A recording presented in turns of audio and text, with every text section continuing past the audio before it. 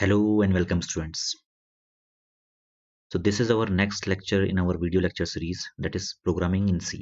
अभी तक हम प्रोग्रामिंग C के 3 लेक्चर फिनिश कर चुके हैं, जिसमें हमने 2 यूनिट्स कंप्लीट की हैं। ये जो लेक्चर सीरीज है बेसिकली डिप्लोमा स्टूडेंट्स के लिए बहुत ज़्यादा हेल्पफुल है और स्पेशली उत्तराखंड डिप्लोमा सिलेबस के अकॉर्डिंग इस पूरी वीडियो लेक्चर सीरीज को डिज़ाइन किया हुआ है। तो आज हम यूनिट 3 के टॉपिक्स देख लेते हैं और उनको स्टार्ट करते हैं। So our unit 3 in programming in C is variables, constant and data types. यहाँ पे 3 आपके बहुत इंपॉर्टेंट टॉपिक्स हैं, variables, constants and data types. इनमें हम जो आज रेड कलर में मैंने मेंशन किए हुए हैं वो सारे टॉपिक्स हम कवर करेंगे and later on next videos में हम जो बाकी पेंडिंग हमारे टॉपिक्स हैं उनको कवर करेंगे। तो एक बार सब टॉपिक्स देख लेते हैं कौन कौन से टॉपिक्स यहाँ पे हमारे पास अवेलेबल हैं। First is C character set. C में कौन कौन से कैरेक्टर सेट अवेलेबल्स होते हैं, what are tokens in C, what is constants and how we declare constant in C, what are keywords, what are all the keywords available in C, what are identifiers and what are variables। तो यहाँ तक आज हम अपने lecture में देखेंगे।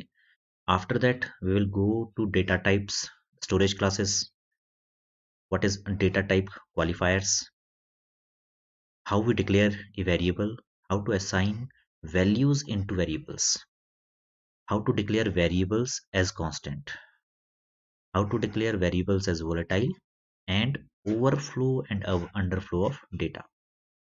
So let's start। First topic is character set. अब यहाँ पे जो भी आपको टॉपिक मिलता है उसको आप ब्रेक डाउन कीजिए।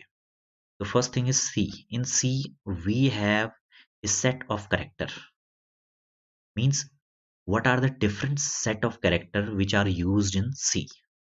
इस टॉपिक का बेसिक सा मतलब ये है कि जितने भी कैरेक्टर हम C में यूज करते हैं उनको हमें स्टडी करना है।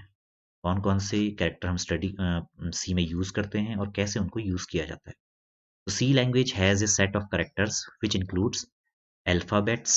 Alphabet means small a to small z, capital A to capital Z, these are called alphabets।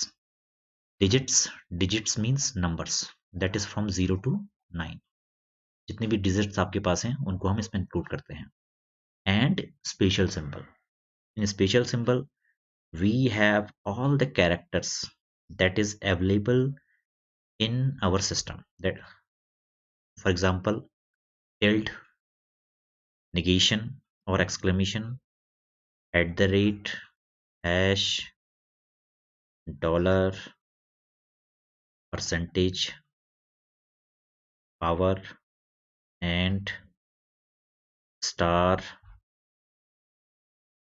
round braces, square braces, curly braces, minus, plus, arithmetic operators, less than, greater than, question mark, slash। So all the special characters, all the special symbols which are available in our computer can be used in C language। So a total of 256 character is generally used in C। Total आपके पास 256 character हैं जो आप अपनी C में use कर सकते हैं।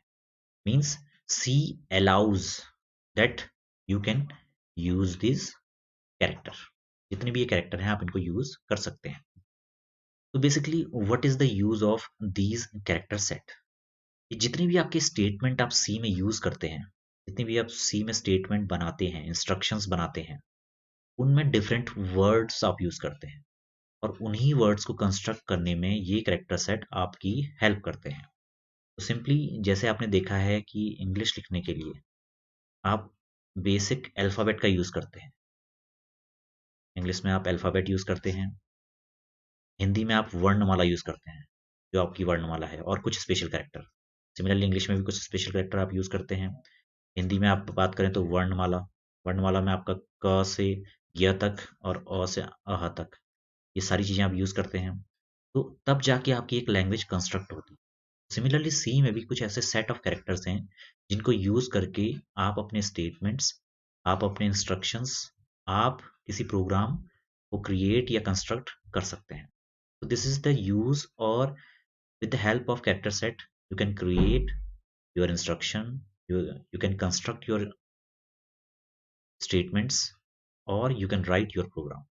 So this is the main advantage of using character set. तो मैंने आपको बता दिया कैरेक्टर सेट में आपकी तीन चीजें इंक्लूडेड हैं. First is alphabet, second digit, and third is special symbol. With the help of these three you can create any program in C. So let's move to the next slide.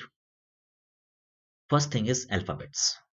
In alphabets, these alphabets are taken from English language. You need to remember. So in total we have 26 uppercase, that is from A to Z, and 26 lowercase from small a to small z. Total 52 alphabets are there. So if we add both of them, then we have total of 52 alphabets in C. For digits, we have 0 to 9. So total 10 digits are supported in C. We can use these 10 digits for constructing our statements. After that, special symbol. So a rich set of special symbols are present in C, which includes by the help of these symbols you can do mathematical operation, you can check different conditions, white spaces, backspaces, and you can use other special symbols are like dash, tilde, at, hash, dollar, percent, power symbol, and this can be used in logical operator or bitwise operator. Into, that is denoted by star, round braces, underscore, hyphen, plus these are the operator, arithmetic operator, equal to, curly braces, semicolon, colon, and quote, double quote, slash, question mark, dot, greater than. So a rich set of spatial symbol you have in C. Also we have null values. In null, keyword is also available in C to denote any value that is not having any value. So it denote that you don't have any value in a variable. So this is also a special symbol or special word designated or used to define a variable that is having nothing, right? So these all means alphabet plus digits plus special symbols. These all construct your instruction. But in memory, actually these are bind with a ASCII value. ASCII value is basic representation of every character in the form of decimal. So every character in C language has its equivalent ASCII code. इसको हम ASCII code बोलते हैं. That is in the form of digit, जो कि digit की form में आपका होता है. यहाँ पे डिजिट जो आपकी होती हैं वो लाई करती हैं -128 से +127. So total you have 256 character set in C. इसका फुल फॉर्म देख लीजिए, American standard code for information interchange. तो अमेरिका ने अपना एक स्टैंडर्ड कोड दिया था for interchange of information.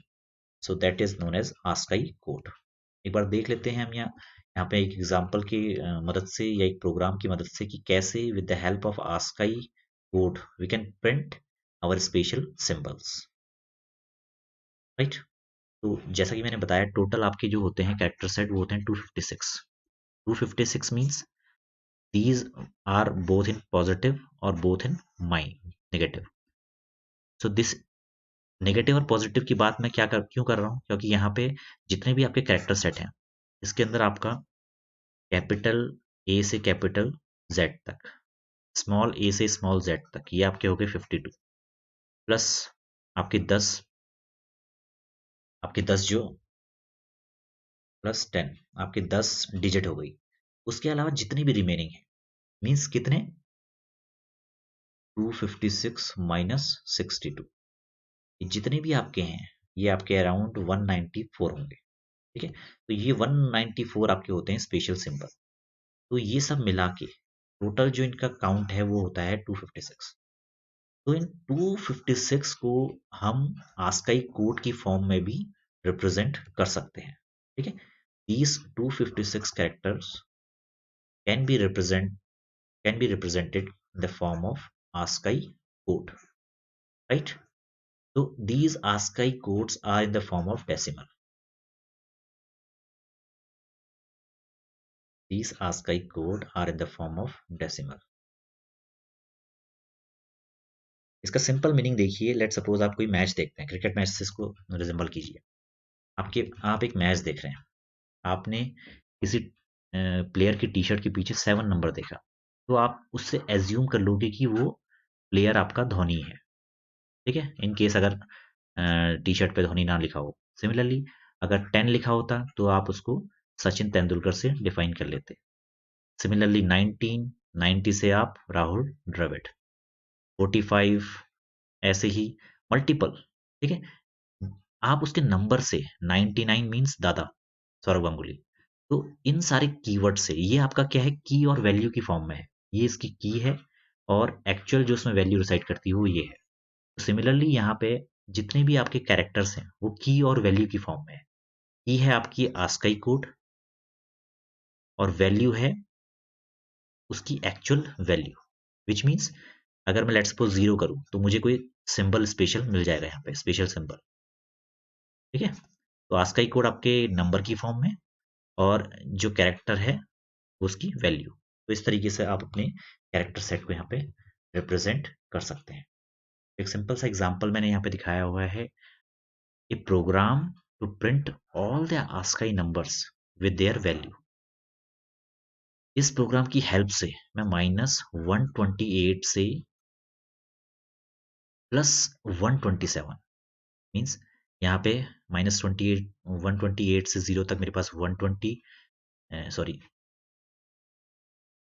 -128 to -1, मेरे पास टोटल कितने हो जाएंगे 128 नंबर्स। फिर 0 से मेरे पास यहाँ पे कितने हो जाएंगे, 0 से 127 तक 128। तो total character set I will be having are 256। सो इन सारे वैल्यूज को प्रिंट कराने के लिए मैंने क्या किया है, अपना सिंपल एक प्रोग्राम लिखा हुआ है जिसमें मैं क्या कर रहा हूँ, -128 से 127 तक जितने भी नंबर हैं उनको कैरेक्टर की फॉर्म में प्रिंट करवा रहा हूँ। कैरेक्टर की फॉर्म में मैं प्रिंट करवाऊंगा तो मुझे एक्चुअल कैरेक्टर यहाँ पे प्रिंट होता हुआ दिख जाएगा। ठीक है, तो पहले मैंने क्या किया, आस्काई कोड यहाँ पे प्रिंट करवाया आई की हेल्प से, and after that corresponding to that ASCII code I have printed the actual character that represent this that ASCII code। तो यहाँ पर एक सिंपल सा प्रोग्राम बनाया है, प्रोग्राम की तरफ आप मत जाइए, प्रोग्राम माइट भी आपको टफ लग सकता है, उसको अभी छोड़ दीजिए, बस लॉजिक को आप यहाँ पे देखिए। यहाँ पे मैंने कुछ लाइब्रेरीज इंक्लूड की हैं, ये मैं आपको सब कुछ समझा चुका हूँ कैसे आपके सी का स्ट्रक्चर दिखता है। तो सी के स्ट्रक्चर में सबसे पहला आपका पार्ट होता है वो होता है कमेंट सेक्शन और डिस्क्रिप्शन। यहाँ पे डिस्क्रिप्शन में नहीं लिखे हैं, यहाँ पे सीधे मैंने लाइब्रेरी फाइल्स को इंक्लूड कर दिया है so that I can use the inbuilt function of C, right. इसको हम हेडर फाइल भी बोलते हैं। उसके बाद मैंने जो मेन फंक्शन है अपना वो लिखा हुआ है, उसके अंदर मैंने एक वैल्यू आई डिक्लेयर की हुई है इन the form of integer. After that I have printed a statement that is ASCII code and character with the help of printf statement। In the next statement I will be using a for loop। for loop को हम अभी letter videos में देखेंगे। Just आप ये सोच लीजिए कि for loop एक बेसिक लूप है जो आपकी वैल्यू को एक इनिशियल वैल्यू से आइटरेट करता है, ठीक है, और एंड तक ले जाता है उसको। एक वैल्यू ये है और ये लास्ट वैल्यू है, इसकी रेंज में जितनी भी वैल्यूज आ रही हैं उनको आइट्रेट करता है। तो यहाँ पे हमारी रेंज कहाँ से कहाँ तक है, -128 से +127, ठीक है, ये हमारी रेंज है। और इसके अंदर जो भी स्टेटमेंट आपने लिखा है वो आपका लगातार प्रिंट होता रहेगा। तो यहाँ पे -127 के लिए क्या उसकी, लेट सपोज पहला जो स्टेटमेंट का ये होगा, -127 के करस्पॉन्डिंग आपका क्या यहाँ पे कैरेक्टर सेट है वो यहाँ पे प्रिंट हो जाएगा। तो ऐसे ही करके -127 से प्लस के, सॉरी -128 के 8 से स्टार्ट होगा और पॉजिटिव के 127 तक ये चलता रहेगा। और यहाँ पे सारी वैल्यूज आपकी वन बाय वन प्रिंट होती रहेंगी। After that get C H, ये एक फंक्शन है जो आपकी स्क्रीन को होल्ड करने में आपकी हेल्प करता है, to hold your screen, and at the end you will return zero value because you have return your main function like you are returning an integer value. तो एक बार इस प्रोग्राम को हम रन करके और एग्जीक्यूट करके देख लेते हैं। Here is our program. तो दिस इज आवर प्रोग्राम। ये हमने एक बेसिक सा प्रोग्राम यहाँ पे लिखा हुआ है, इसको हम एग्जीक्यूट करके देख लेते हैं। ये बिल्ड कर दिया हमने और इसको हम रन कर लेते हैं। यहाँ पे देखिए, और ये प्रोड स्टूडियो यहाँ पे ओपन हो गया है। तो यहाँ पे देखिए आप, यहाँ पे आपको -128 से -128 पे आपको समवट लाइक इस टाइप का एक कैरेक्टर मिल रहा है, सी, और इसके नीचे ये। तो ये किसी किसी कीबोर्ड में हो सकता है। सिमिलरली आपका सेकंड कैरेक्टर ये है, देन ई के ऊपर ये फ्रेंच में यूज होता है, ये भी फ्रेंच वर्ड है, ये भी फ्रेंच वर्ड है, ये भी फ्रेंच फ्रेंच। फिर आप देखते रहिए नीचे आपके स्पेशल सिंबल, ये सारे स्पेशल काइंड ऑफ सिंबल है। कुछ सिंबल ऐसे हैं जो यहाँ पे सपोर्टेबल नहीं है, तो यहाँ पे आपको कुछ दिख नहीं रहा है। आफ्टर दैट ये आपके जीरो तक ऐसे ही चलता रहेगा, अजीबो गरीब सिंबल आपको देखने को मिलेंगे, ठीक है। फिर यहाँ से आपका एक्चुअल 32 के बाद से देखिए, यहाँ पे एम्प्टी स्पेस, उसके बाद एक्सक्लेमेशन, डबल कोट्स, हैश, ये सब आना स्टार्ट हो गए। फिर देखिए जीरो आपका 48 से स्टार्ट होता है, ये आस्काई सिंबल, ठीक है। फिर देखिए यहाँ पे जो कैपिटल ए है वो 65 से स्टार्ट होता है और आपका 90 तक जाएगा, टोटल 26। एंड जो आपका स्मॉल ए है वो 97 से स्टार्ट होके 122 तक जाता है, ठीक है। तो ये आपके सारे क्या हैं, कैरेक्टर सेट हैं that is used in C in the form of ASCII code, ठीक है। बहुत सिंपल है, बहुत ज़्यादा टफ नहीं है, बहुत इजीली देखिएगा इसको। अब नेक्स्ट हमारा जो टॉपिक है वो है टोकन्स। व्हाट इज टोकन, हम टोकन की बात करते हैं। जैसे लेट सपोज आपने अभी इससे पहले एक प्रोग्राम देखा, इस प्रोग्राम को देखिए। इस प्रोग्राम में अगर आप बात करें, इस प्रोग्राम को हम ब्रेक करें तो यहाँ पे कितनी वैल्यूज हैं। एक वैल्यू हमारे पास ये है हैश, दूसरा हमारे पास क्या है, इंक्लूड, तीसरा हमारे पास क्या है, एरो, चौथा है हमारे पास stdio डॉट एच, और लास्ट है आपके पास ये। तो यहाँ पे देखिए, अगर हम इस पूरे स्टेटमेंट को डिफरेंट पार्ट्स में ब्रेक डाउन करेंगे तो आपका फर्स्ट पार्ट ये है, फर्स्ट, सेकेंड पार्ट आपका इंक्लूड वर्ड, थर्ड पार्ट आपका लेफ्ट एरो, फोर्थ पार्ट आपका library, and fifth part is your right arrow. So there are 5 different things we have used in our this statement. So these are known as, all these are known as token. The smallest unit by which we will construct a statement in C is known as token. ठीक है। तो यहाँ पे देख लेते हैं, every C program is a collection of instruction. ये हमको पता है कि जितने भी सी प्रोग्राम हैं वो कलेक्शन ऑफ इंस्ट्रक्शन होते हैं, and every instruction is a collection of सब इंडिविजुअल यूनिट। उनको हम जितना छोटा तोड़ सकें उनको हम बोलेंगे individual unit. So the smallest individual unit C program is called token. सबसे छोटी यूनिट आपके हर एक इंस्ट्रक्शन की, that is known as token. So we can also say that every instruction in a C program is a collection of tokens, ठीक है। Collection of token की help से, ये आपका टोकन है, ये आपका एक टोकन है, ठीक है। जब टोकन का कलेक्शन हुआ means more than one token मिल के आपका क्या होगा यहाँ पे, collection of tokens which will construct a statement. Statement को हम बोल सकते हैं इंस्ट्रक्शन, ठीक है, इंस्ट्रक्शन भी हम बोल सकते हैं। और we can construct our whole program with the help of token. So tokens are used to construct C program and they are set to the basic building blocks of a C program. आपके किसी भी C programme के basic building blocks आपके token कहलाते हैं, ठीक है। तो टोकन में आपके क्या क्या आते हैं? टोकन में सबसे पहले कीवर्ड्स, जितने भी आप कीवर्ड्स, जैसे आपने देखा, मैं आपको एक लाइन को ब्रेक करके दिखा रहा हूँ, जो पहली लाइन अभी हमने देखी थी। सबसे पहले हम देखते हैं हैश, दूसरा है इंक्लूड, तीसरा है लेफ्ट एरो, चौथा है stdio.h, पांचवा है ये। तो ये 5 टोकन हमने यहाँ पे यूज किए थे, ठीक है।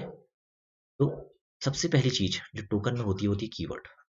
इसमें से आपके कीवर्ड कौन कौन से हैं? एक तो इंक्लूड है और एक आपका stdio.h। इसको कैसे कीवर्ड नहीं कहेंगे, ये तो लाइब्रेरी फाइल हो गई, आप खुद की लाइब्रेरी फाइल भी बना सकते हैं, तो इसको हम कीवर्ड में इंक्लूड नहीं करेंगे।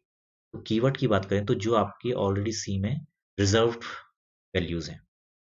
देन नेक्स्ट है आइडेंटिफायर।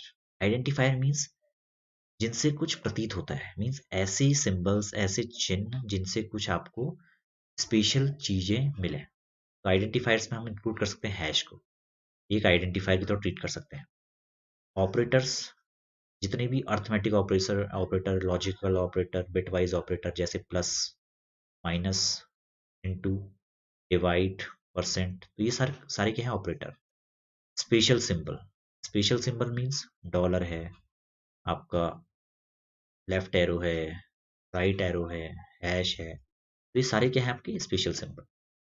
कॉन्स्टेंट्स, कुछ वैल्यू ऐसी होती हैं सी में जिनको आप चेंज नहीं कर सकते हैं, तो उनको भी हम टोकन्स के अंदर ले सकते हैं। स्ट्रिंग्स, कोई स्ट्रिंग्स आपने डिक्लेयर की हैं, या लेट सपोज आपने एक हेलो वर्ड के लिए प्रोग्राम बनाया, तो हेलो वर्ड जो है आपका वो एक,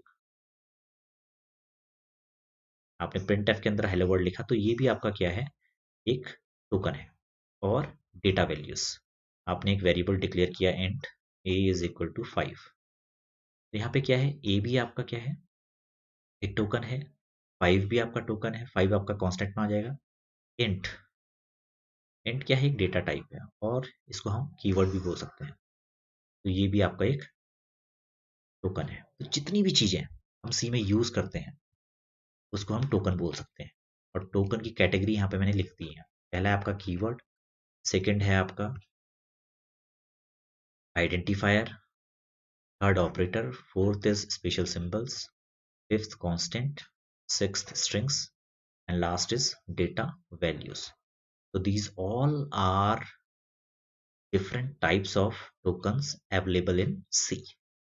तो अगर C tokens के बारे में कोई भी क्वेश्चन आता है तो आप इन सातों को इलेबोरेट करके लिख सकते हैं।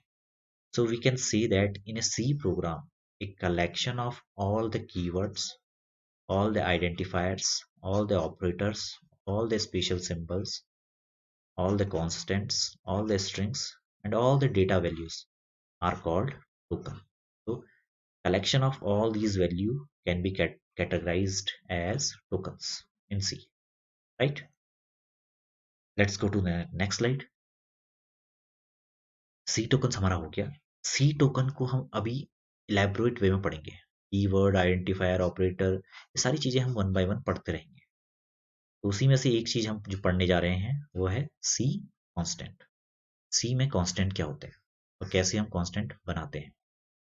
कांस्टेंट बेसिकली, कांस्टेंट वर्ड से ही आपको समझ में आ जाना चाहिए, मीन्स जिनकी value can not be changed, value of those variable which can't be changed, ठीक है, कांट बी चेंज्ड, जिनको हम चेंज नहीं कर सकते, ठीक है। A constant is a named memory location, memory में ऐसी लोकेशन जिसको हम कुछ नाम देते हैं, and which holds only one value.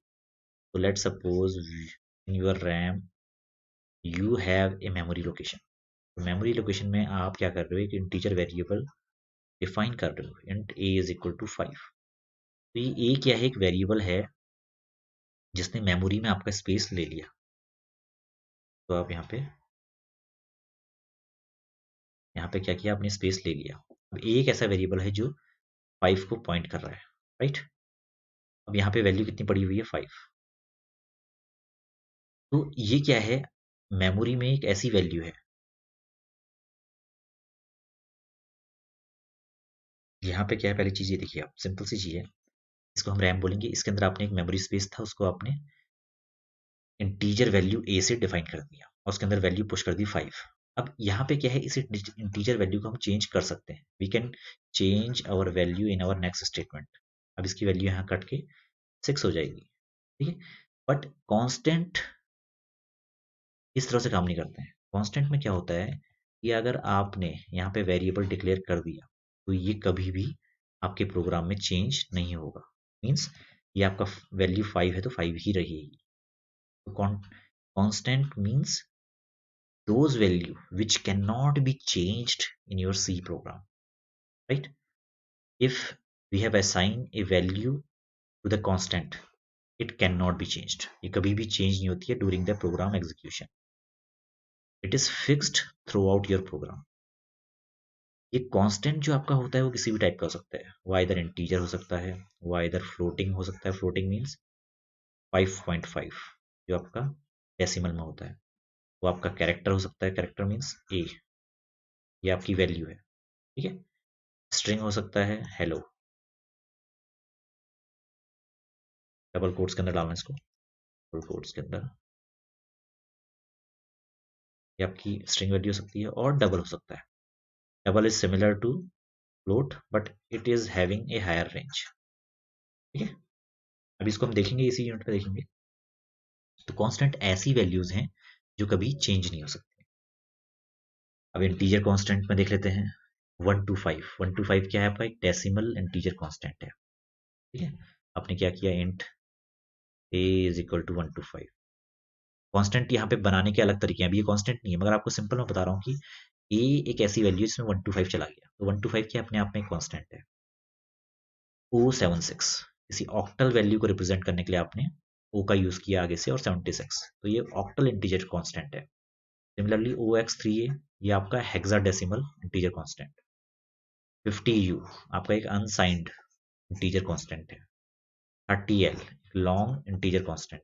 100UL unsigned long integer constant है। तो different type of integer constant you have in C, ठीक है। तो पहली तो चीज है आपकी इंटीजर कांस्टेंट। सेकंड होती है फ्लोटिंग पॉइंट। जो फ्लोटिंग में है वो आपकी फ्लोटिंग पॉइंट कांस्टेंट, ठीक है। Which can have both integer and decimal value, means 3.14 ये आपका क्या है, एक फ्लोटिंग कांस्टेंट है, FC। सिमिलरली कैरेक्टर कांस्टेंट, आपने सिंगल कोट्स में अगर एक single character A, single character A, single character two, single operator plus, ये सारी क्या है, आपके कैरेक्टर कांस्टेंट है। It is a symbol enclosed in a single quotation. A character constant has a maximum length of one character. इसमें सिर्फ एक ही character आ सकता है। While a string constant, in this we have collection of characters, digits, special symbols, and escape sequence that are enclosed in double quotation. So hello world, ये क्या है, यहाँ पे आपके कुछ अल्फाबेट्स हैं, कुछ आपने स्पेसेस यहाँ पे ले लिए हैं, उसकी हेल्प से आपने एक स्ट्रिंग कॉन्स्टेंट बना लिया। तो ये तो आपकी हो गई बेसिक कांस्टेंट जो आप अपने वेरिएबल्स में यूज करने के लिए बना सकते हैं। अब इसी के साथ अगर आपको कोई वेरिएबल, लेट्स सपोज आपने एक वेरिएबल है, एक वेरिएबल इंटीजर ए बना चाह रहे हैं। कांस्टेंट का मतलब पहले यहाँ पे समझिए कि ये 5 अपने आप में कांस्टेंट है, इसको आप कभी चेंज नहीं कर सकते हैं, मगर ए को आप चेंज कर सकते हैं। नेक्स्ट स्टेटमेंट में ए को आपने 10 कर दिया तो ए चेंज हो गया।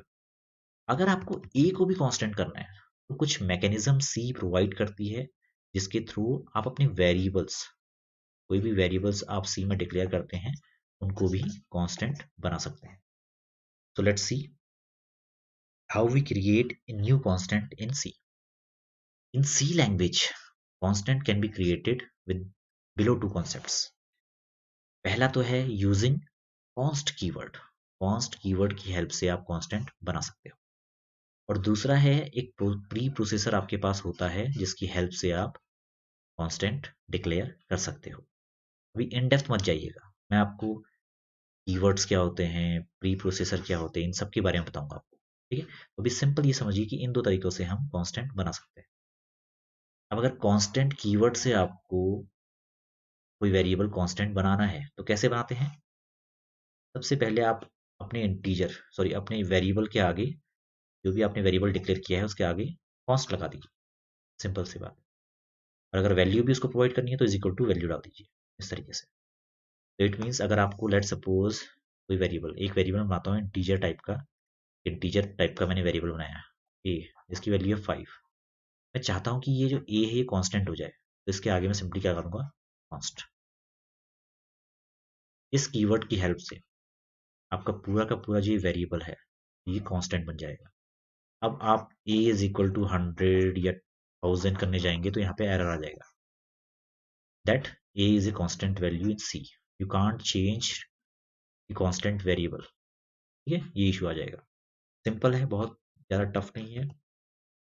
आपने उस वेरिएबल के आगे क्या करना है, कांस्टेंट लिख देना है, CONST।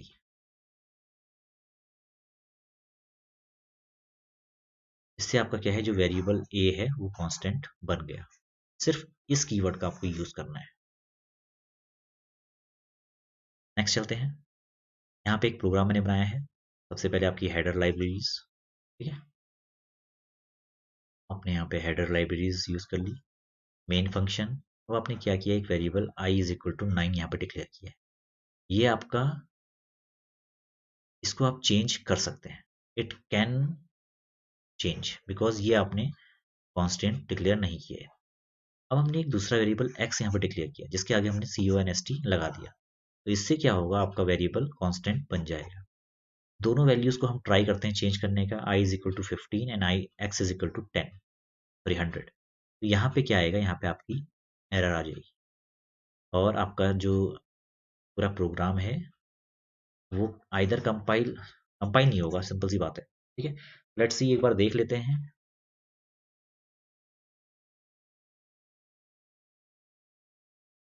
तो कंपाइल हो जाएगा मगर रन करते समय इशू देगा।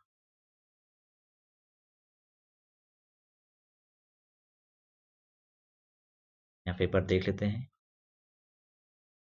View locks. तो यहाँ पे कंपाइल टाइम पे ही एरर आ गई है। Assignment of read only variable x, x एक सिर्फ रीड ओनली वेरिएबल है, विच मीन्स एक्स को हम सिर्फ रीड कर सकते हैं, प्रिंट कर सकते हैं, देख सकते हैं, मगर इसको राइट नहीं कर सकते। तो इट मीन्स ये कंपाइलेशन इश्यू है। अगर इसको मैं कमेंट कर दूंगा तो ये प्रोग्राम आपका चल जाएगा, ये इजिली बिल्ड हो जाएगा। देख लेते हैं, सॉरी एम्बेडेड प्री प्रोसेसर, इसको कमेंट कर देते हैं। यहाँ पे देखिए बिल्ड फिनिश होगी विद 0 एरर 0 वार्निंग 0 मिनट्स। ठीक है, तो आपका यहाँ पे प्रोग्राम रन हो जाएगा इसलिए। तो ध्यान देने वाली बात है, कांस्टेंट को आप अपने प्रोग्राम में चेंज नहीं कर सकते हैं। बहुत ईजी है, बहुत सिंपल है। Our program gives an error because we are trying to change the constant variable x is equal to 100। ठीक है, हम x is equal to 100 करने पे अपने constant variable को change कर रहे हैं, which is not allowed in your C। तो ये compilation issue दे देगा। So let's go to the next slide। दूसरा तरीका जो आपका constant declare करने का है वो है with the help of hash defined preprocessor। hash use होता है प्री प्रोसेसर के लिए। प्री प्रोसेसर डायरेक्टिव का यूज यहाँ पे क्या है, कंपाइलेशन से पहले जो भी वर्क आपको करवाना है वो आप प्री प्रोसेसर डायरेक्टिव में लिख सकते हो। ये बेसिकली क्या है, आपके कंपाइलेशन टाइम पे एग्जीक्यूट नहीं होता है, कंपाइलेशन से पहले ही एग्जीक्यूट हो जाता है, विच मीन्स आपका जो टोटल टाइम है to run a program will be faster, will be reduced. आपका टाइम कम लगेगा और अल्टीमेटली आपका प्रोग्राम बहुत जल्दी एग्जीक्यूट हो जाएगा। तो हैश कीवर्ड जो हम यूज करते हैं सी में, that is used for pre processor. अब यहाँ पे हमने कीवर्ड यूज किया हुआ है डिफाइन। ये डिफाइन कीवर्ड सिंपली आपके कांस्टेंट वेरिएबल को डिक्लेयर करने के लिए। तो we can also create constant using hash define. When we create constant using this processor directive it must be defined at the beginning. ये ध्यान रखना है कि जितने भी आपके प्री प्रोसेसर होते हैं वो हमेशा बिगिनिंग में होते हैं। आपने अगर पिछले प्रोग्राम में देखा होगा तो आपकी यहाँ पे भी आपने प्री प्रोसेसर का यूज किया था। तो ये क्या है, ये आपका फर्स्ट स्टेटमेंट होना चाहिए ऑलवेज, ठीक है। Beginning of the program because all the processor directive must be written before the global declaration. Means आपके कंपाइलेशन से पहले ही एग्जीक्यूट होते हैं, इसलिए आपको हमेशा अपने प्रोग्राम की बिगनिंग में आपको इसको लिखना है। लेट सपोज आपको कोई कांस्टेंट यहाँ पर डिक्लेयर करना है, तो आपको hash define means we are defining a constant variable which is having this value, ठीक है। तो let suppose hash define pi is your variable and this is its value. तो इट इज सिमिलर टू, इसको अगर मैं const वाले तरीके से लिखूं, कॉन्स्ट डबल, डेसिमल में इसलिए डबल लिख रहा हूँ, double P I is equal to 3.14। इसको अगर मैं दूसरे तरीके से लिखूं तो क्या है, const double P I is equal to 3.14 और यहाँ पे सेमीकोलन। तो आपने सेम इसी चीज को आप नीचे इस तरीके से लिख सकते हैं, बट यहाँ पे एक डिफरेंट तरीका with the help of pre processor आपको दिया गया है, ठीक है। आपने डबल वेरिएबल पाई डिक्लेयर किया जिसकी वैल्यू 3.14 है। ये सेम तरीका है with the help of constant. दोनों तरीके मैंने यहाँ पे दिखा दिया आपको। एक प्रोग्राम हम रन करके देख लेते हैं। यहाँ पे मैंने क्या किया, अपने प्री प्रोसेस डायरेक्टिव की हेल्प से मैंने दो लाइब्रेरी यहाँ पे इंक्लूड की हुई है, stdio and conio. After that I have defined, sorry this is wrong, you need to write define here, it is a keyword define pi is equal to 3.14। pi की value मैंने 3.14 रखी हुई है। यहाँ पे मेन फंक्शन स्टार्ट किया, मैं यहाँ पे क्या कर रहा हूँ, सिंपल किसी सर्कल का एरिया यहाँ पे निकाल रहा हूँ, ठीक है। आर एक वैल्यू है, एरिया एक इंटीजर वैल्यू है। मैंने यहाँ पे आर की वैल्यू यूजर से एंटर करवा ली और area is equal to pi that is 3.14 into R R, उसकी हेल्प से मैंने यहाँ पे एरिया निकाल ली। तो इस प्रोग्राम को एक बार रन करके देख लेते हैं।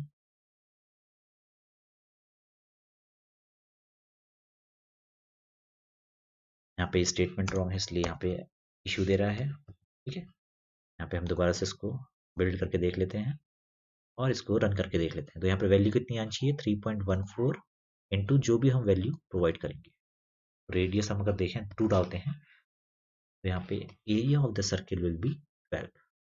अब यहाँ पे प्रॉब्लम देखिए, प्रॉब्लम क्या ये है, हमने जो एरिया लिया है इंटीजर में लिया है, इस वजह से हमें डबल में हमें लेना चाहिए आइडली, डबल एंड और यहाँ पे हमें %,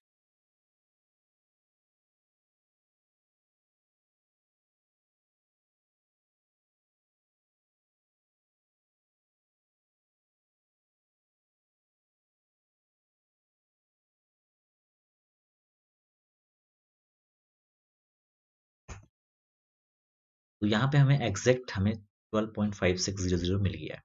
हमने क्या किया है, यहाँ पे दोनों को डबल में ले लिया है ताकि हमें exact value up to the precision, up to the exact decimal point हमें मिल जाए। तो एक बार इसको कैलकुलेटर से भी हम कैलकुलेट करके देख लेते हैं। 3.14 इंटू 4, तो हमें 12.56000 ये एग्जैक्ट प्रिसीजन यहाँ पे हमें मिल गया है। तो डबल में करने में क्या होता है, आपको एग्जैक्ट वैल्यू मिलती है, और अगर आपने इंट कर दिया तो आपको सिंपली वहाँ पे 12 मिल गया था, उसने डेसिमल वैल्यू को हटा दिया था, ठीक है। This is the way you can use constants or create constants in C. Let's move to the next slide. Next topic है हमारा है सी कीवर्ड। सी में कीवर्ड क्या होते हैं। तो बेसिकली जितने भी आपने प्रोग्राम देखे होंगे सी में, तो सी में आपने कुछ कुछ ऐसे कीवर्ड्स देखे होंगे जो आपको पता नहीं है कि कहाँ से आए हैं। जैसे आपने इंट देखा होगा, आपने इसको सिर्फ यूज किया है, ये आपको पता नहीं, ये आपने प्रोग्राम में बनाया ही नहीं। ऐसे ही फ्लोट, ये भी एक कीवर्ड है, इसको आपने सिंपली यूज किया हुआ है। सिमिलरली डबल, इससे पहले जो हमने प्रोग्राम देखा था। सिमिलरली इंक्लूड, ये भी एक कीवर्ड है। सिमिलरली ऐसे ही बहुत सारे कीवर्ड, जैसे हम गेट ch एक फंक्शन है वो यूज करते हैं। CLR, SCR, ये एक फंक्शन है, ये तो फंक्शन हो गए, फंक्शन को हम छोड़ देते हैं।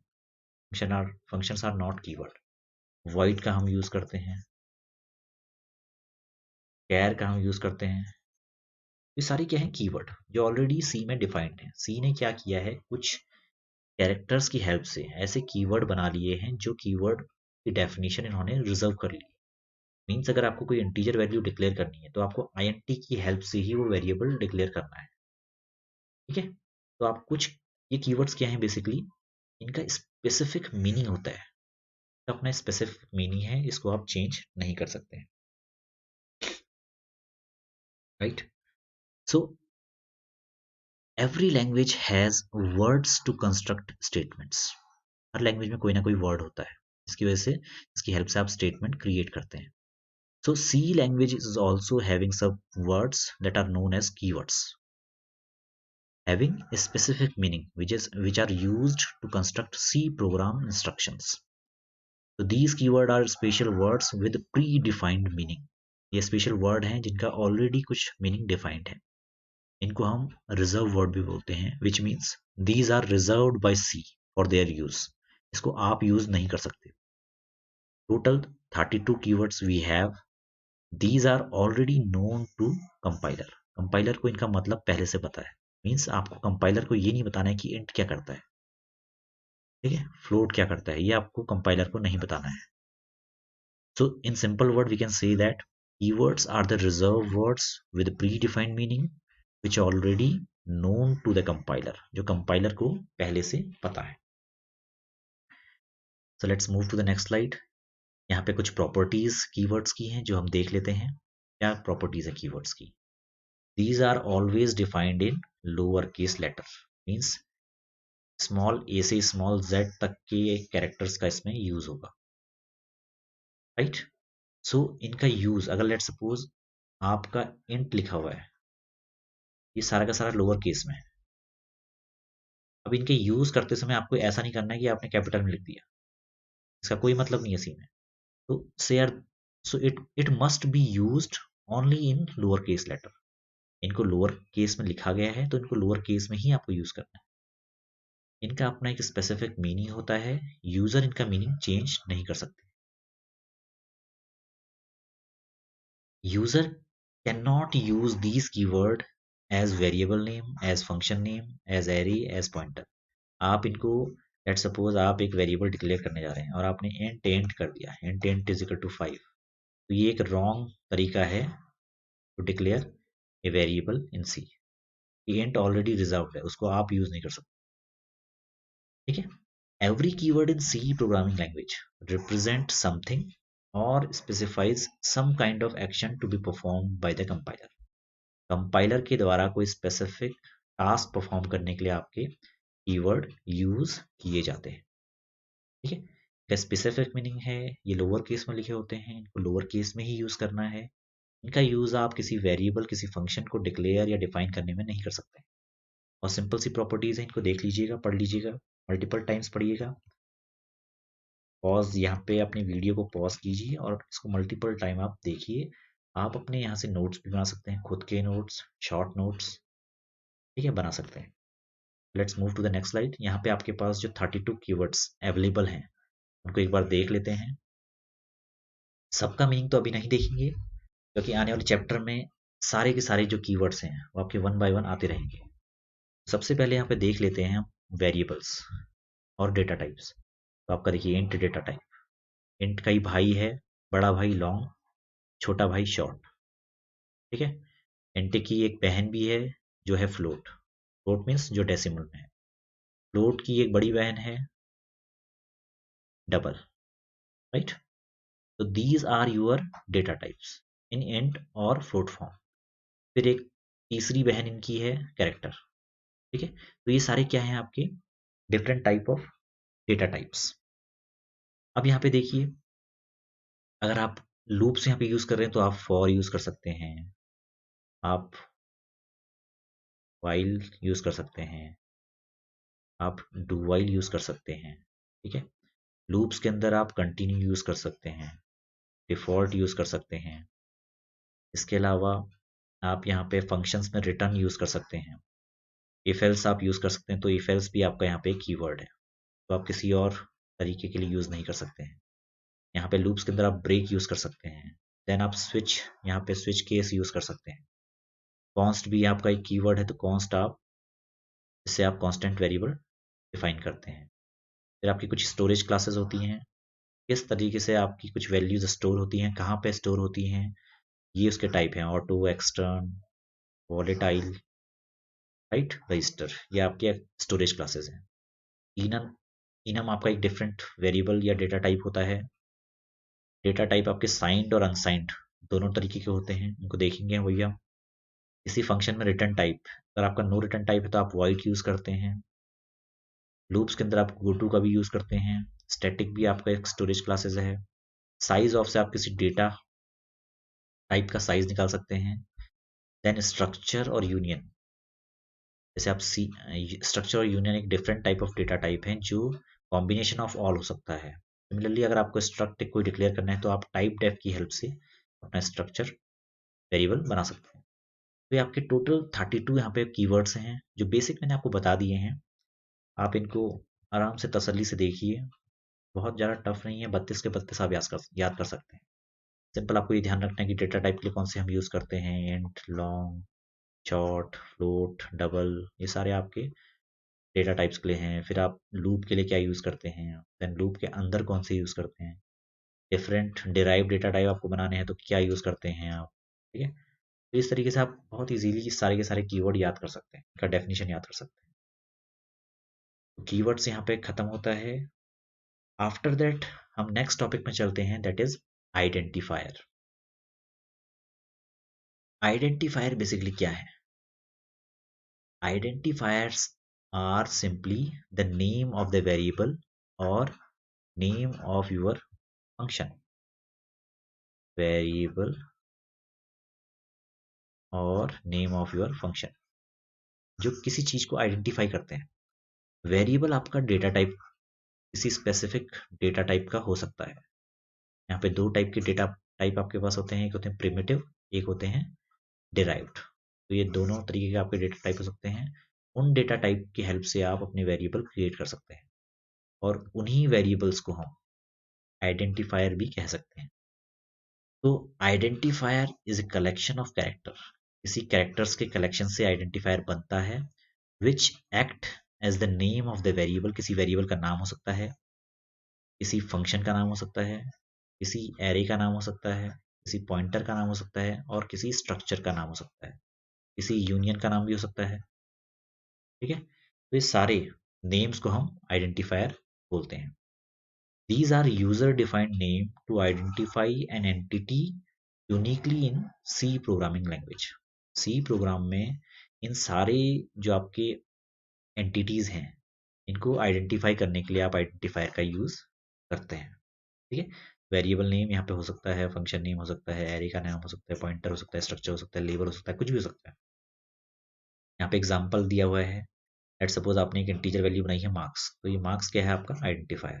सिमिलरली आपने कैरेक्टर बनाया हुआ है, सॉरी कैरेक्टर एरे बनाया हुआ है जिसका नाम आपने दिया है स्टूडेंट नेम, तो स्टूडेंट नेम क्या है आपका identifier. So marks and student name are identifier in C. अब यहाँ पे कुछ रूल्स हैं आइडेंटिफायर क्रिएट करने के, ध्यान दीजिएगा। बहुत सिंपल से रूल्स है, बहुत ज़्यादा टफ नहीं है। इट कंटेन्स लेटर्स, या आप लेटर यहाँ पे यूज कर सकते हैं, अपर केस हो सकता है, लोअर केस हो सकता है, नंबर्स हो सकते हैं, एंड अंडरस्कोर। स्पेशल सिंबल में आपका सिर्फ और सिर्फ अंडरस्कोर आप यूज कर सकते हैं। दूसरा जो इसकी प्रॉपर्टी है, it can not start with A number, आप इसे नंबर से स्टार्ट नहीं कर सकते हैं, ठीक है। वैल्यू जो यूज होती है वो A to Z 0 to 9 and underscore. अब यहाँ पे ध्यान रखना है कि आप इसे स्टार्ट करते समय इसका यूज नहीं कर सकते, आप बाकी तीनों का यूज कर सकते हैं। We should not use any special symbol in between the identifier, even white space. आपका जो स्पेशल सिंबल यूज होगा वो सिर्फ और सिर्फ अंडरस्कोर यूज होगा यहाँ पे, राइट। सिर्फ और सिर्फ अंडरस्कोर आप यूज कर सकते हैं in between while creating an identifier। Keywords का आप यूज आइडेंटिफायर की तरह नहीं कर सकते। There is no limit for the length of an identifier. Identifier पे वैसे तो कोई लिमिट है नहीं, मगर यहाँ पे कंपाइलर क्या करता है, लेट सपोज आपने एक वेरिएबल बनाया int ABCDFGHIJKLMP up to Z, उसके बाद आपने 0 1 2 3 4 अप टू 9, और फिर उसके बाद A to Z भी आपने सारा लिख दिया, यहाँ पे इज इक्वल टू 100 कर दिया आपने। तो यहाँ पे कोई आपको इशू है ऐसा सच नहीं होगा। अगर जब आप इसको प्रिंट करने जाएंगे या इसको आप सिंपल दिखाएंगे तो पहले 31 करेक्टर ही आपको यहाँ पे देखने को मिलेंगे, राइट। सो कंपाइलर टेक्स और कंसिडर ओनली 31 करेक्टर्स, जो पहले के 31 करेक्टर हैं उसी को यहाँ पे देखेगा। और ध्यान रखने वाली चीज है कि आइडेंटिफायर हमेशा आपके यूनिक होने चाहिए, आपको डुप्लीकेट आइडेंटिफायर नहीं बनाने। लेट्स सपोज आपने इंट ए बनाया, int a is equal to 9, अब आपने क्या किया, फ्लोट भी यहाँ पे ए बना दिया, तो ये तो ऑलरेडी एक एरर थ्रो कर देगा आपका। ये नहीं करना है आपने, एक बार में एक ही आइडेंटिफायर होना चाहिए और यूनिकली आइडेंटिफाई करना चाहिए किसी वैल्यू को, right. So these are identifiers in C. अब यहाँ पे कुछ हिडन रूल्स भी होते हैं, जो जिसमें बोला जाता है कि ये कुछ स्टैंडर्ड्स हैं जिसके अकॉर्डिंग आपको आइडेंटिफायर क्रिएट करने हैं। तो पहला तो ये कि जो भी आपके आइडेंटिफायर हो वो आपके मीनिंगफुल होने चाहिए। मीनिंगफुल मीन्स, लेट सपोज यहाँ पे अभी हमने देखा कि आपने एक वेरिएबल बनाया है to store marks of students, उसका नाम आपने मार्क्स लिखा, तो ये मीनिंगफुल आइडेंटिफायर है। सिमिलरली आपने स्टूडेंट्स के नेम्स स्टोर करने के लिए आपने स्टूडेंट नेम नाम का एक आइडेंटिफायर बना दिया, तो ये भी मीनिंगफुल है। तो आपके जो आइडेंटिफायर होने चाहिए हमेशा मीनिंगफुल होने चाहिए। स्टार्टिंग विद एन अंडरस्कोर, आप स्टार्टिंग में अंडरस्कोर यूज कर सकते हैं, मगर उसका कोई मतलब नहीं है सी में। बेसिकली हमें ऐसे वेरिएबल, लेट सपोज मैंने एक वेरिएबल बना दिया है इंट अंडरस्कोर ABC, यहाँ पे इसका कोई मतलब नहीं है, कोई मीनिंग नहीं निकल रहा। तो ऐसे हमें वेरिएबल्स क्रिएट नहीं करने चाहिए, ऐसे आइडेंटिफायर हमें नहीं बनाने चाहिए। That can't have any meaning, और we are unnecessarily using underscore, ठीक है। We start every identifier with a lower case letter, हमेशा जो आपको आइडेंटिफायर यूज करना है वो लोअर केस लेटर की हेल्प से करना है। जैसे आपने क्या बनाया, इससे पहले ही स्लाइड में देखिएगा, कैर स्टूडेंट नेम, तो आपने क्या किया, जब इसको स्टार्ट किया तो तब आपने क्या किया, उसका जो पहला करेक्टर उसको स्मॉल किया। तो ये एक कन्वेंशन है सी जावा किसी भी लैंग्वेज में कि आपको जो पहला वर्ड है उसका पहला लेटर या पहला अल्फाबेट आपको स्मॉल में रखना है, और उसके बाद सब्सिक्वेंट वर्ड का जो पहला अल्फाबेट होगा वो कैप्स में, वो अपर केस में। If an identifier contains more than one word, then the first word start with lower case, first word आपका लोअर केस से हो गया, and the second word on word first letter is use as a upper case, जो second आपका word है उसका जो पहला लेटर होगा वो अपर केस होगा, ठीक है। तो और we can use underscore to separate multiple words, यहाँ पे हम अंडरस्कोर लगा के भी इस पूरे के पूरे आइडेंटिफायर को बना सकते हैं। तो दूसरा तरीका क्या है, यहाँ पे हम क्या करते हैं, कैर स्टूडेंट अंडरस्कोर नेम, तो इस तरीके से भी यहाँ आप एक वेरिएबल बना सकते हैं, ठीक है। तो this is the way you can create identifiers in C. Sorry, इस चीज को हम बोलते हैं कैमल केसिंग, ये ध्यान रखना है यहाँ पे, इसको हम बोलते हैं कैमल केसिंग। ये प्रोग्रामिंग लैंग्वेज में एक कन्वेंशन है जिसमें हम पहले वर्ड के पहले लेटर को स्मॉल में और सब्सिक्वेंट वर्ड्स के पहले लेटर को हम कैप्स में यूज करते हैं, तो इसको बोलते हैं कैमल केसिंग। एक अनहिडन रूल है, बेसिक कन्वेंशन है जिसको हमें फॉलो करना है। अगर आपको एक अच्छा प्रोग्रामर बनना है तो इन कन्वेंशंस को फॉलो करना मस्ट है। बाकी बैड प्रोग्रामर तो सभी हैं इस वर्ल्ड में, अच्छे प्रोग्रामर की बात कर रहा हूँ। अगर आपको एक बेटर प्रोग्रामर बनना है तो कन्वेंशन फॉलो करने हैं, मीनिंगफुल आपको आइडेंटिफायर यूज करने हैं और क्रिएट करने हैं। नेक्स्ट देखते हैं यहाँ पे,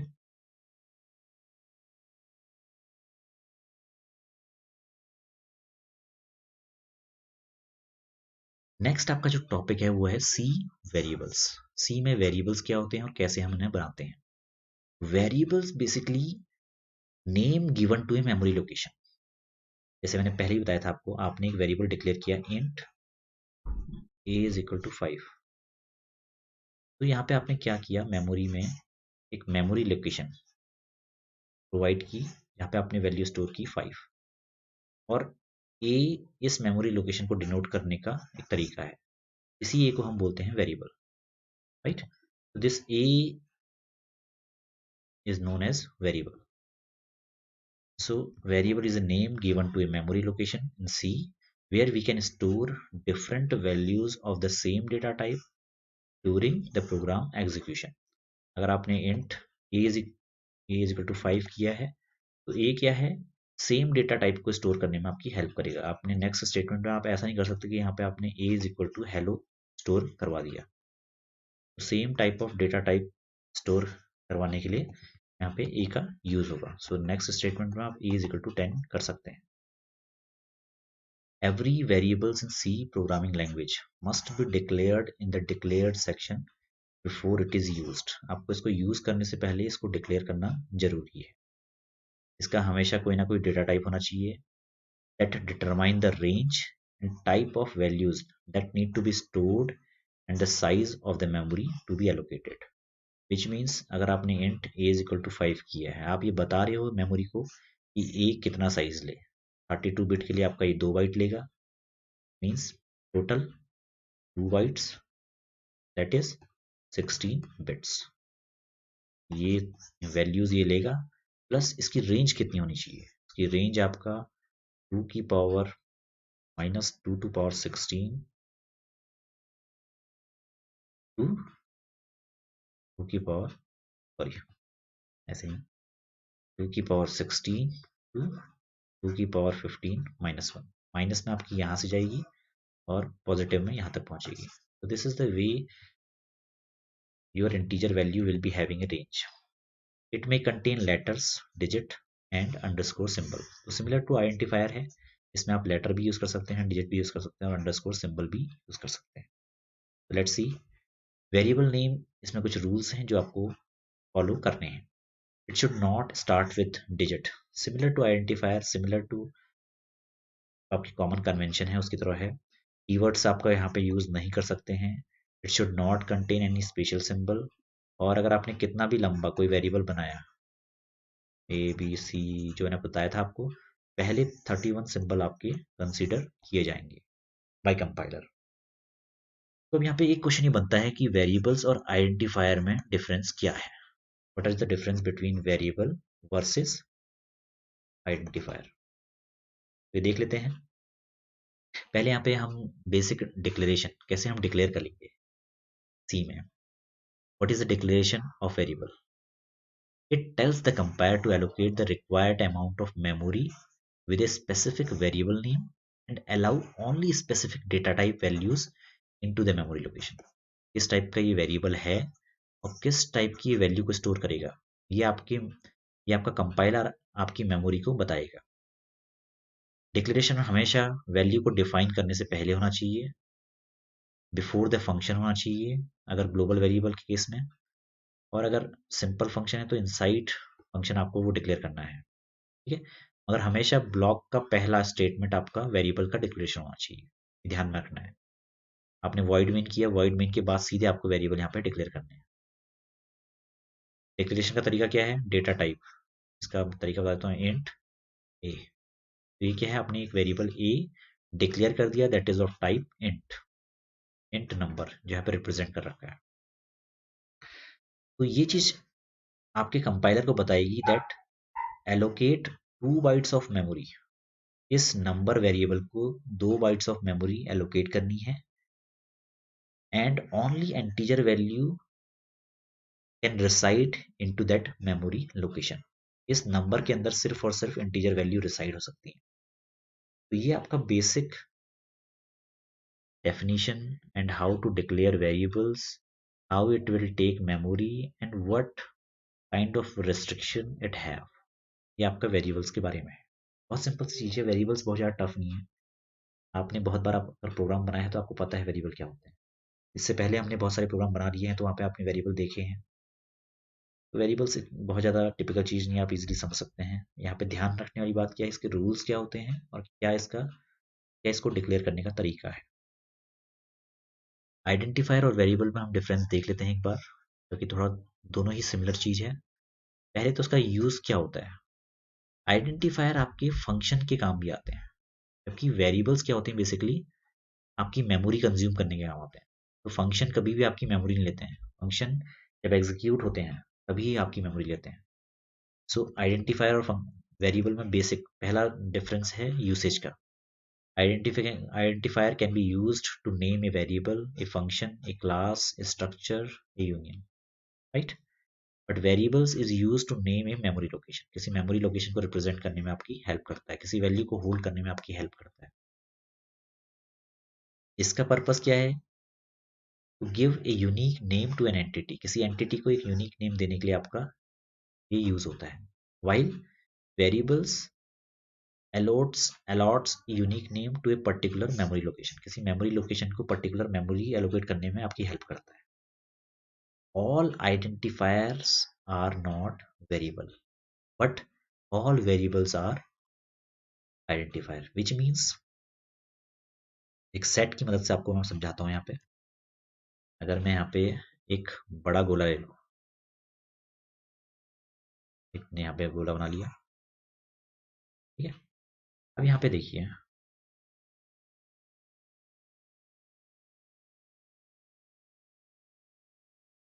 ये गोला है आपका, ठीक है। इस गोले में क्या है, इसको हम मान लेते हैं आइडेंटिफायर।